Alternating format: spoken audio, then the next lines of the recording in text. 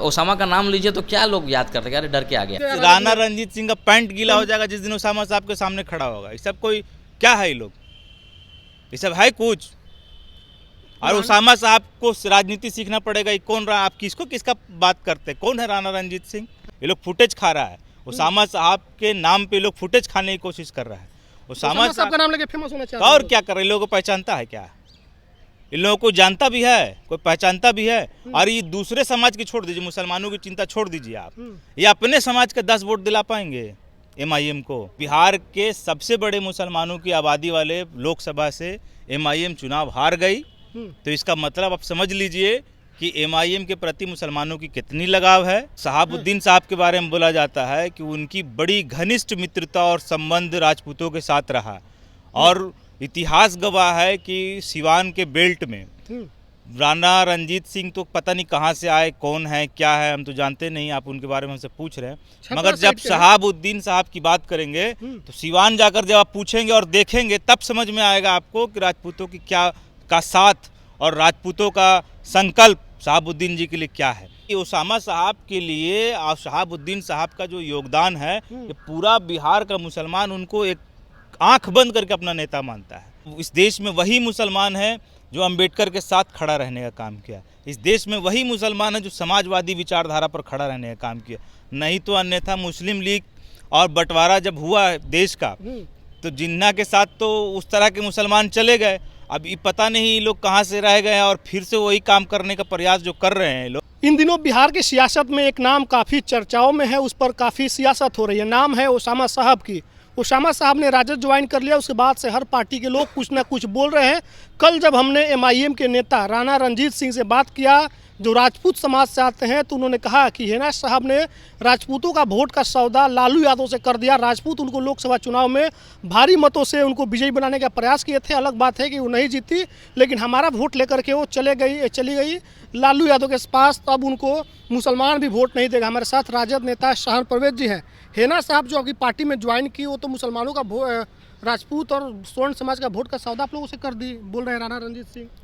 कौन बोल रहे हैं? राणा रंजीत सिंह, MIM नेता। MIM नेता राणा रंजीत सिंह।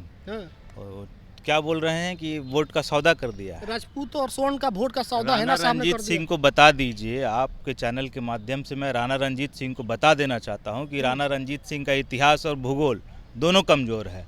आप शहाबुद्दीन की बात कीजिएगा तो शहाबुद्दीन जी का योगदान राजपूतों के लिए सिवान और सिवान के अगल बगल के ज़िलों में क्या है, ये राणा रंजीत सिंह से प्रमाण लेने की ज़रूरत नहीं है। और जो राजपूत समाज में कुछ का जो भागीदारी और जो उनका जो साथ हिना साहब मैडम को मिला, उसमें शहाबुद्दीन जी का बहुत बड़ा योगदान है।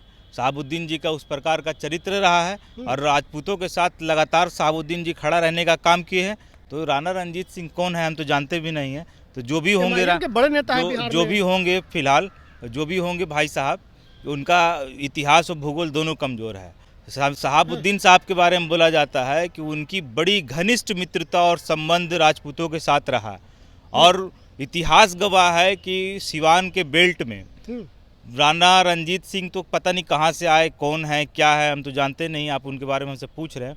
मगर जब शहाबुद्दीन साहब की बात करेंगे तो सिवान जाकर जब आप पूछेंगे और देखेंगे तब समझ में आएगा आपको कि राजपूतों की क्या का साथ और राजपूतों का संकल्प शहाबुद्दीन जी के लिए क्या है। तो राणा रंजीत सिंह का इतिहास भूगोल सब बेकार है, उनको कुछ जानकारी नहीं बोल रहा है कि ओसामा डरपोक है, डर के राजद ज्वाइन कर लिए। शहाबुद्दीन साहब वाला बात ही नहीं है उनमें।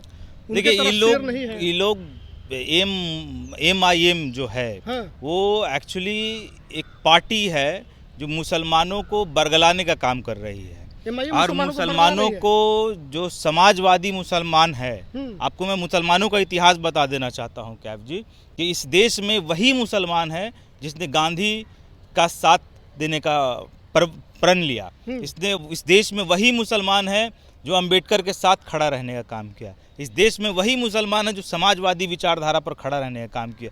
नहीं तो अन्यथा मुस्लिम लीग और बंटवारा जब हुआ देश का, तो जिन्ना के साथ तो उस तरह के मुसलमान चले गए। अब ये पता नहीं ये लोग कहाँ से रह गए हैं और फिर से वही काम करने का प्रयास जो कर रहे हैं लोग। तो यहाँ बता देना चाहते हैं कि यहाँ MIM को बिहार में कोई पूछता है? 5 सीट जीत जाते हैं, पूरा मुसलमान कहाँ? तो उनका विधायक तो चले आए हम लोग के साथ, जनता ने तो बोले कि हम लोग से गलती हो गया। जनता वोट कैसे दिया यार? कैंडिडेट को ना वोट दिया लोग। एमआईएम को वोट नहीं मिला। एमआईएम को कहीं वोट पड़ता है? एमआईएम को वोट पड़ता था, क्यों किशनगंज फिर हार गए उनके प्रदेश अध्यक्ष? किशनगंज फिर हार गए ना। फिर जीतेंगे 25 में, तो बोल रहे हैं कि हम 40 सीट ये आपने पहले से तय कर लिया है। उन्होंने कहा है कि आप हारे हैं इसका प्रमाण है ना। आप जीतेंगे इसका प्रमाण तो नहीं है, मगर आप हारे हैं इसका प्रमाण है ना। अगर मुसलमान को बरगलाने की बात कहिएगा, सबसे बड़ी आबादी मुसलमानों की बिहार में कौन से लोकसभा में है? किशनगंज में। आप चुनाव कहाँ से हारे? किशनगंज से। किशनगंज। तो इसका मतलब है कि मुसलमान भी आपको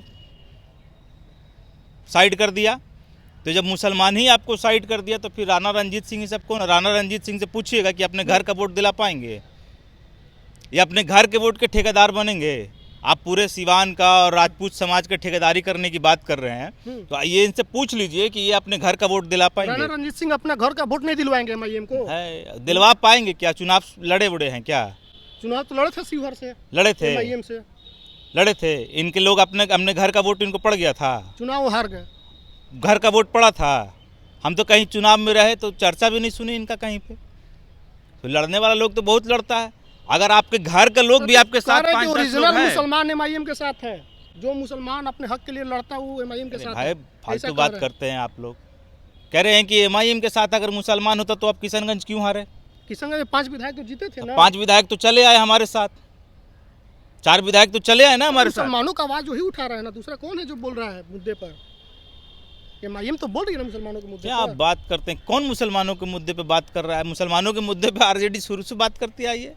मुसलमानों को अपने साथ रखने का काम लालू जी ने बहुत संजोग के किया है। और मुसलमान इस देश में भाईचारा, अमन पसंद मुसलमान है। यहाँ बरगलाने और भड़काने से यहाँ की सियासत का मुसलमान आपको सब समझता है। भाईचारा वाला मुसलमान को नहीं खोजते हैं। कहाँ ये सब कुछ करता है? उल्टा पुल्टा बात बोल देता है इधर उधर। बयान तो सुनते रहते होंगे इन लोगों का। क्या उल्टा पुल्टा बोलता है? क्या क्या बोल देता है उसमें, सब मुसलमान को फंसा देता है। इन लोगों से मुसलमान का कोई सरोकार है क्या? अगर मुसलमान का आपको इतना वो है और आपके साथ इतना मुसलमान है, मुसलमान आपको लोग करते हैं, तो आप सबसे बड़ी आबादी जहां मुसलमानों की, आप वहां से चुनाव हारे ना। किशनगंज से चुनाव हारे। बिहार में सबसे बड़ी आबादी कहीं अगर मुसलमानों की है तो किशनगंज में है। किशनगंज में आप चुनाव हार गए। आपके विधायक को लगा कि हमसे बहुत बड़ी गलती हो गई और सारे लोग आपके 5 में से 4 विधायक और राष्ट्रीय जनता दल में चले आए। तो फिर आपके पास बचा कहाँ? आपके तो सारे विधायक चले आए।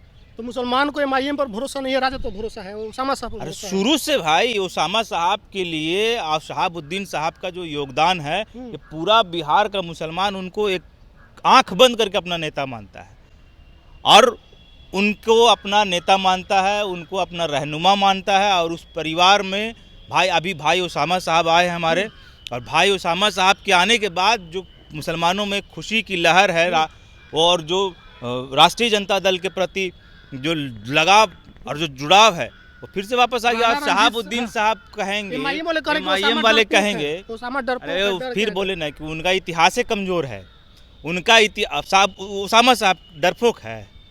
बोल तो रहे हैं कि ओसामा डरपोक है। हम आपको पिछली बार बोले थे ना कि ओसामा साहब वो शेर है ना कि एक बार दहाड़ेगा तो पैंट गीला हो जाएगा। हम पिछली बार आपको बोले हैं ना ये बात कि ओसामा साहब जब दिन दहाड़ देगा ना उस दिन पैंट गीला हो जाएगा। वो डरपोक है। राणा रंजीत सिंह तो बोला राणा रंजीत सिंह का पैंट गीला हो जाएगा जिस दिन ओसामा साहब के सामने खड़ा होगा। ये सब कोई क्या है? ये लोग ये सब है कुछ? और ओसामा साहब को राजनीति सीखना पड़ेगा। ये कौन रहा? आप किसका बात करते हैं? कौन है राणा रंजीत सिंह?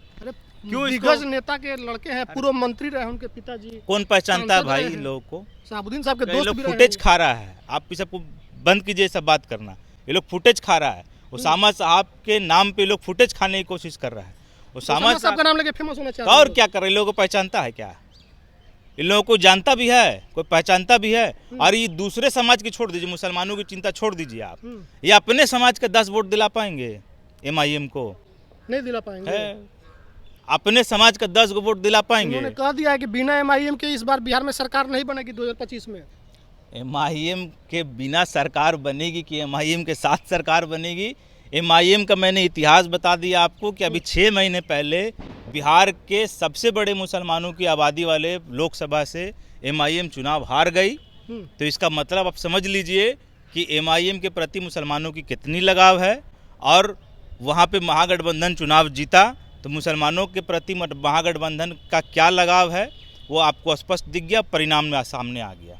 चलिए, तो शाहन परवेज जी थे। राणा रंजीत सिंह जो कल कह रहे थे कि ओसामा डरपोक है, ओसामा डर के राजद में चले गए हैं और मुसलमान उनके साथ नहीं जाएगा, राजपूतों का वोट का सौदा हिना साहब ने राजद से कर दिया। तमाम सवालों का जवाब इन्होंने दिया है। वीडियो पर आपकी क्या प्रतिक्रिया, कमेंट में सुनिएगा। धन्यवाद।